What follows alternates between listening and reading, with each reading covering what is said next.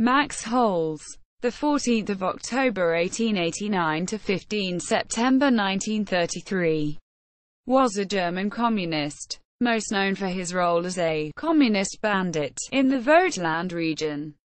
Hoelz was born the son of a day laborer and emigrated to Britain in 1905 to become a mechanic. Hoelz served in the German army during the World War I but was wounded and worked on the railways.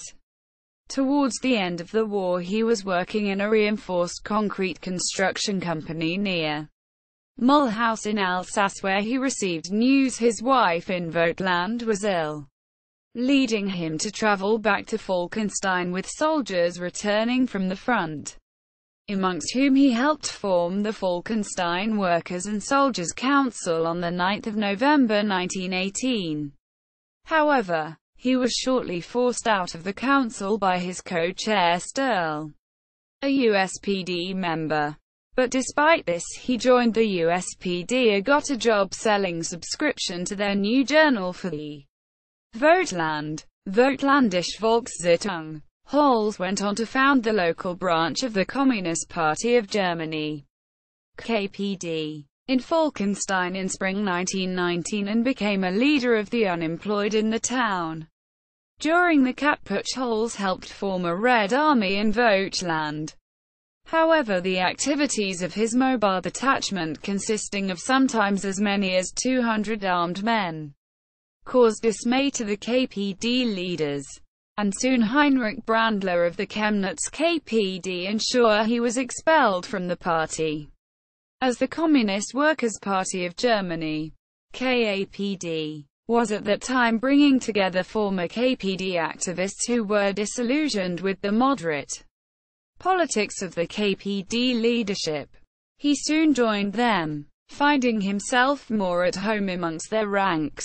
In the aftermath of the crushing of the Ruhr Red Army, the Vogtland was surrounded by 50,000 government troops and Hoelz led his army to the border with Czechoslovakia, where they were surrounded by the Reichswehr. The Red Army split up in two detachments to avoid the Reichswehr, and Hoelz was eventually arrested in Czechoslovakia and then deported to Austria.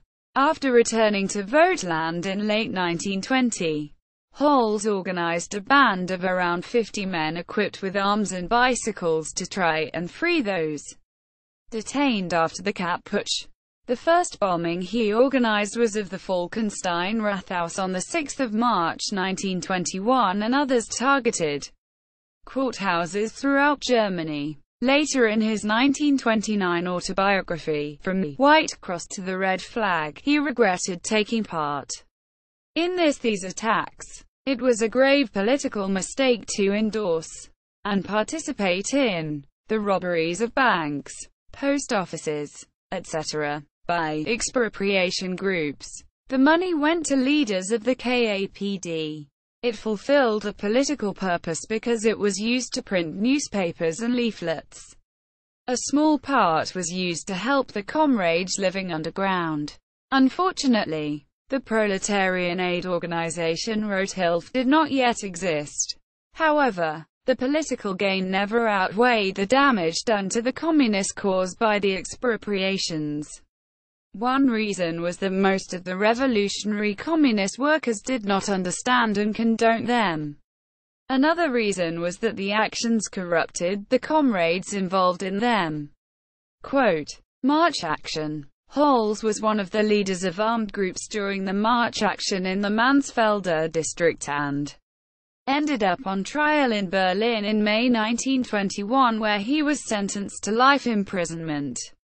Later life. He was released by an amnesty in 1928 and moved to the Soviet Union, where he remained critical of communist parties of Germany and the Soviet Union as well as of the Comintern as a whole. His request to return to Germany was turned down.